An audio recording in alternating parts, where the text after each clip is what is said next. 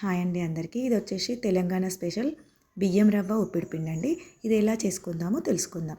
2 glasses బియ్యాన్ని తీసుకొని water పోసి 2 టైమ్స్ మంచిగా వాష్ చేయాలండి. వాష్ చేసి వాటర్ వంపేయాలి.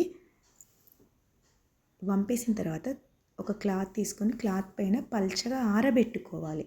ఒక 10 to 15 మినిట్స్లో ఆరిపోతాయండి, సరిపోతుంది అంతే. అలా మొత్తంగా పల్చగా చేసిన తర్వాత ఒక 15 మినిట్స్ ఉంచేస్తే అలా డ్రై అయిపోతాయి మొత్తం రైస్. అప్పుడు మిక్సీ జార్లో తీసుకొని మిక్సీ పట్టుకోవాలి.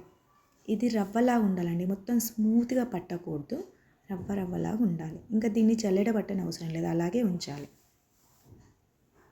ఇప్పుడు ఒక కడాయి తీసుకొని 2 టేబుల్ స్పూన్స్ ఆయిల్ తీసుకోవాలండి. ఆయిల్ వేడెక్కాక ఆవాలు జీలకర్ర వేసి వేడయిన తర్వాత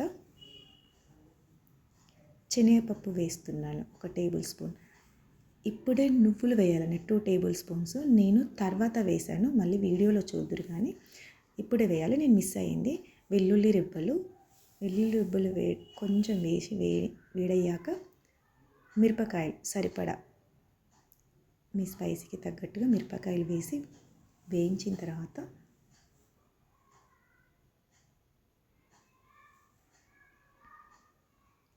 కరివేపాకు, కొత్తిమీర ఉంటే స్ప్రింగ్ ఆనియన్ కూడా వేయచ్చండి, అంటే ఉల్లి కాడలు.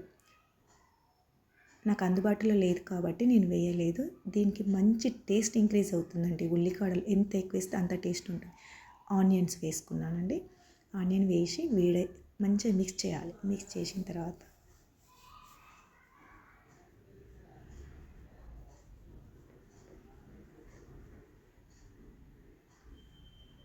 ఇదివరకు చెప్పాను కదా 2 టేబుల్ స్పూన్ నువ్వులు, అప్పుడు శనగపప్పు వేసేటప్పుడు వేయాలి. నేను మర్చిపోయి ఇప్పుడు వేసాను, పర్లేదు, అప్పుడు వేస్తే మంచి టేస్ట్ వస్తుంది.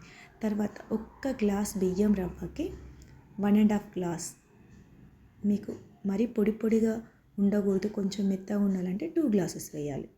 కొన్ని తక్కువ 2 గ్లాసెస్. నేను 1.5 గ్లాస్ వాటర్ తీసుకున్నాను. నేను 2 గ్లాసెస్ బియ్యం రవ్వ తీసుకున్నాను కాబట్టి 3 గ్లాస్ వాటర్ తీసుకొని మంచిగా మిక్స్ అవ్వాలి. అందులో ఉండలు లేకుండా మిక్స్ చేయాలి. మిక్స్ చేసి తర్వాత క్యాప్ పెట్టాలండి పైనుంచి.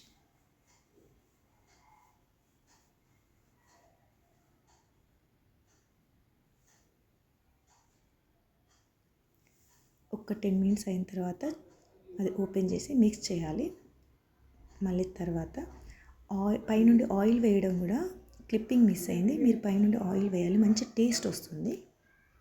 సో అలా ఒక 20-25 మినిట్స్, 5 మినిట్స్కి ఒకసారి క్యాప్ పెట్టి కలిపి మళ్ళీ క్యాప్ తీసి కలుపుతూ ఉండాలి.